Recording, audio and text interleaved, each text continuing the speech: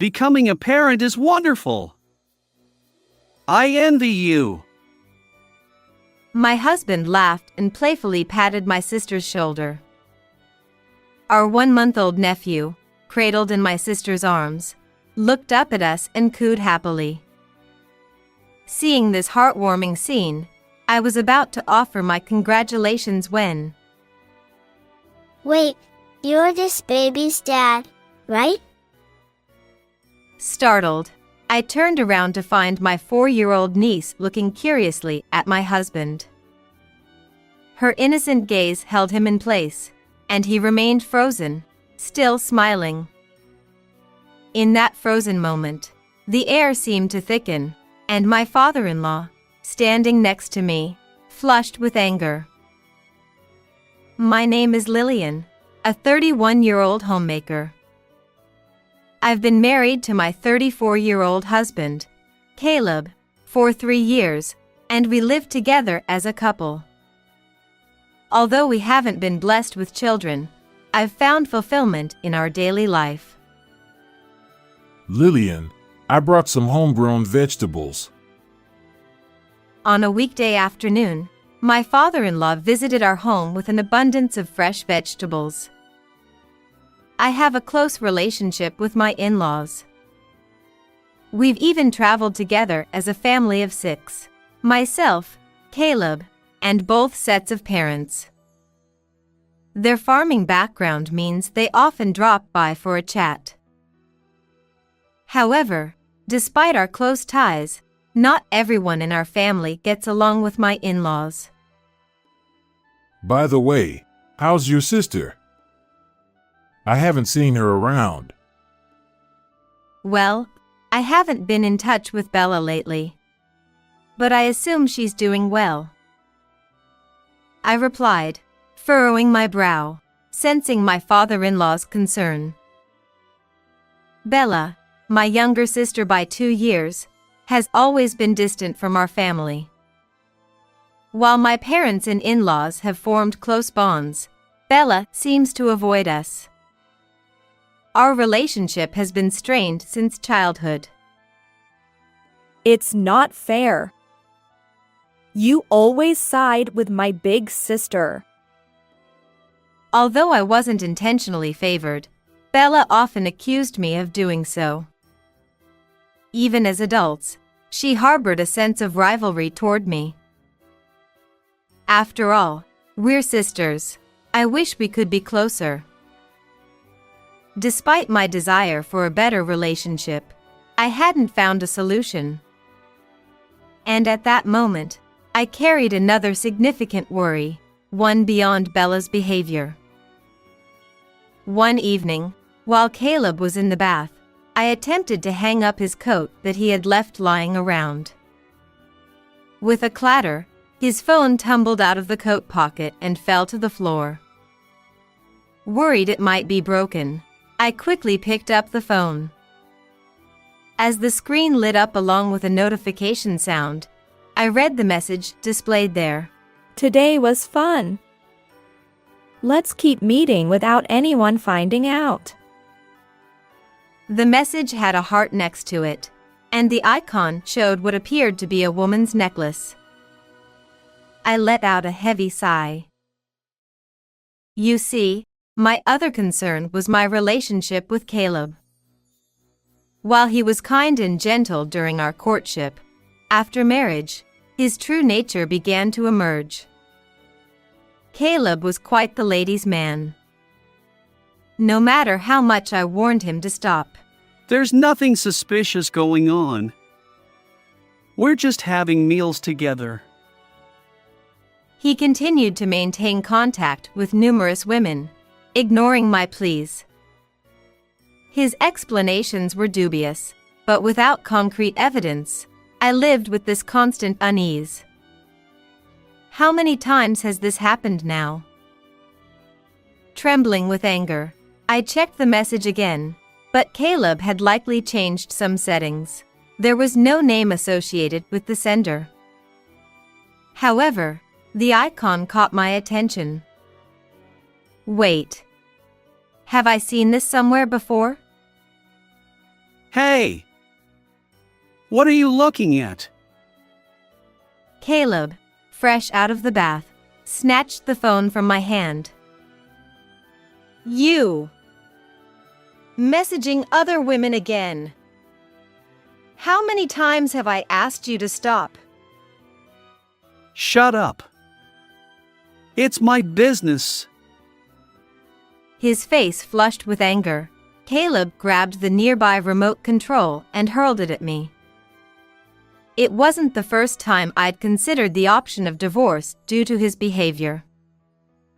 But thinking of my close relationship with my in-laws, I couldn't make that decision easily. I don't want to hurt my father-in-law and mother-in-law. In the end, all I could do was watch Caleb's unhappy figure retreat to the bedroom. Then, one day, my mother contacted me. Bella, my sister, had given birth to her second child, a baby boy named Theo. Bella hadn't returned home yet and was resting with the children at our parents' house. My mother suggested that Caleb and his parents join me in visiting Bella and the baby. Delighted, I accepted the invitation. When we arrived at my parents' home, my mother welcomed us warmly, but Bella's expression tightened as soon as she saw me. You didn't have to come, you know. Well, don't say that. Let me see Theo too. Reluctantly, Bella showed me the baby she was holding. Theo looked up at me with curiosity and innocently reached out his hand. What a cute little boy! Caleb nodded in agreement with his father's words. Being a parent is wonderful. I envy you. Caleb seemed genuinely happy as he smiled and lightly patted Bella's shoulder. Just as I was about to offer my congratulations. Wait, aren't you a baby's dad right here? Startled, I turned around to find my 4-year-old niece, Maria, standing there.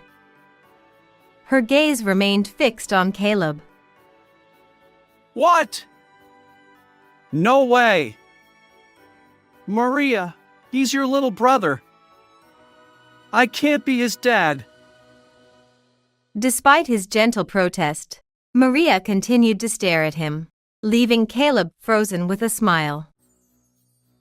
In that frozen moment, it was my father-in-law who regained his composure first. What on earth is going on here? His face turned crimson as he confronted Caleb. Bella, looking flustered, tried to calm her father down. Oh, come on.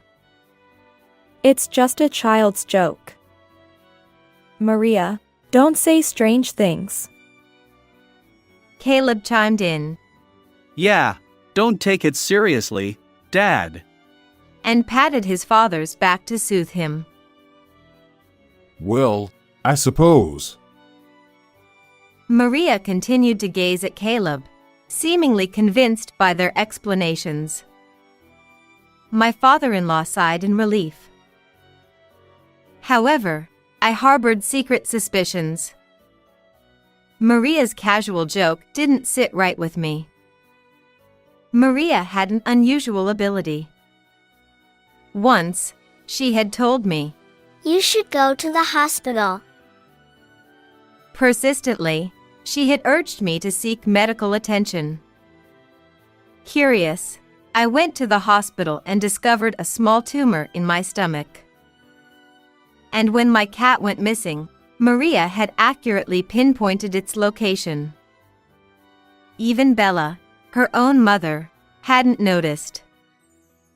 I refrained from mentioning Maria's abilities, not wanting to upset my in-laws. Back home, Caleb's mood seemed sour. He scowled and muttered, What's up with Maria? She's so rude. It's creepy. As Caleb continued to badmouth Maria, my distrust of him grew stronger. Then, in that moment, I remembered the message I had seen on Caleb's phone recently, and it hit me. At the time, I couldn't recall it clearly, but the necklace icon in that message belonged to Bella, the same one she often wore. And Maria's words. It was becoming increasingly clear that something was amiss between Bella and Caleb. I clenched my fists. While I knew Caleb was a ladies' man, I never expected him to pursue my own sister. I had tried to maintain a friendly relationship with Bella, but I wasn't naive enough to accept this betrayal. They're making a fool out of me. Both of them need to reflect. Trembling with anger, I vowed revenge against Caleb and Bella. A few days later, I decided to visit Maria right away. When I proposed the idea, Bella hesitated briefly but changed her attitude when I mentioned looking after her children. Well then, take good care of Maria and Theo. As soon as I arrived, Bella had dressed up and hurriedly left the house. I didn't know where she was going, but it worked out well for me. Maria, can I ask you something? Maria, playing with her toys, tilted her head at my voice. Sure. What is it? Do you know who Theo's dad is? Contrary to my nervousness, Maria smiled and answered. Theo's dad is the man who came with you the other day. Maria's dad isn't Theo's father? Nope. It's not a lie. Her beaming smile confirmed that I hadn't misheard her. Now I just needed to set the stage for the ultimate confrontation. A few days later, I gathered my parents, in-laws, Bella, and her husband at our home, waiting for Caleb's return. Clearly surprised to find everyone assembled, Caleb's eyes widened. What's going on? Why is everyone here? I don't know either. No one would tell me anything. Caleb hesitated, attempting to escape, while Bella leaned forward, urging him on. But everyone remained silent. Frustrated, I pulled out a recorder and took a deep breath. Caleb, Bella. I already know about your inappropriate relationship. Ha! What are you talking about? This makes no sense. Despite the situation, they continued to feign ignorance. Listen to this. Anticipating their evasiveness, I played a recording. It was the conversation I'd had with Maria the other day. Her clear assertion that Theo's father was Caleb left both him and Bella scowling. I then explained Maria's mysterious abilities, which I had kept secret until now. So, even these words might be true, right? I stared at the two of them. Of course, they would face consequences, but if they confessed now, I might consider what happens next. Huh? Mysterious powers? There's no way something like that exists. Are you seriously falling for a child's joke? Are you an idiot? But to my surprise, Caleb and Bella burst into laughter. Their lack of remorse pushed me to my limit. I had hoped they would at least apologize voluntarily, but it seemed they were determined to stick to their lies. Well, if you're so sure, then I have something for you to see. I pulled out a document from my bag and thrust it in front of them. They peered at it, still chuckling, but their expressions froze when they read its contents. This is I glared at Caleb as he gasped in shock. The document was the result of a DNA test for Theo, Bella, and Caleb. I believed in Maria's mysterious abilities, but as evidence of infidelity, it felt weak. So, I discreetly obtained hair samples from Bella and Theo, and had all 3 of their DNAs tested. The results confirmed that they were parent and child, just as Maria had claimed. Theo's father wasn't Bella's husband, it was Caleb. Now, how do you plan to justify this? My words left Caleb and Bella pale, realizing they couldn't escape anymore. But it was my father-in-law who sighed heavily. Before Caleb arrived, I had shown all the evidence to my parents, in-laws, and Bella's husband. Despite his initial anger, my father-in-law had agreed to wait for their confession. Lillian gave you a chance, and this is how you repay her? You... He stood up and slowly approached Caleb. Dad! What do you intend by hurting Lillian like this? You shameless fool! In the next moment, my father-in-law swung his right hand forcefully, striking Caleb's cheek. Why did you get into such a relationship? Explain everything! My father-in-law glared at the 2 of them with an intense expression. Caleb, visibly shaken by his imposing presence, hastily began confessing the whole story. As it turns out, their affair began right before my wedding to Caleb, during a family gathering. Apparently, Caleb, notorious for his womanizing ways, and Bella, who wanted anything she could take from me, found common ground. They continued this secret relationship for 3 years, which eventually led to the events unfolding now. Honestly, it was just a momentary lapse. Well, I feel sorry about it. Caleb tried to defend himself with a swollen cheek, while Bella half-heartedly apologized. But at this point, their words held no weight. I couldn't forgive them. We're getting a divorce. And I'll be claiming alimony, so be prepared. Oh, no! My stern words left both of them pale, their shoulders slumping in defeat. Afterward, Caleb and I managed to part ways. Bella's husband also served her divorce papers, and she lost custody of Theo.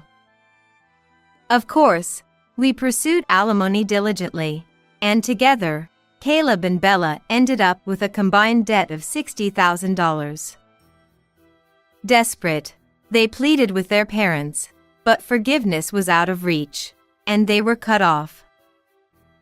In the end, Caleb and Bella separated bitterly, and now they work tirelessly day and night to repay their debts. On the other hand, I maintain a good relationship with my in-laws and Maria. From now on, I'll walk a new path for myself. How did you like this story? Please consider subscribing to the channel. See you in the next video.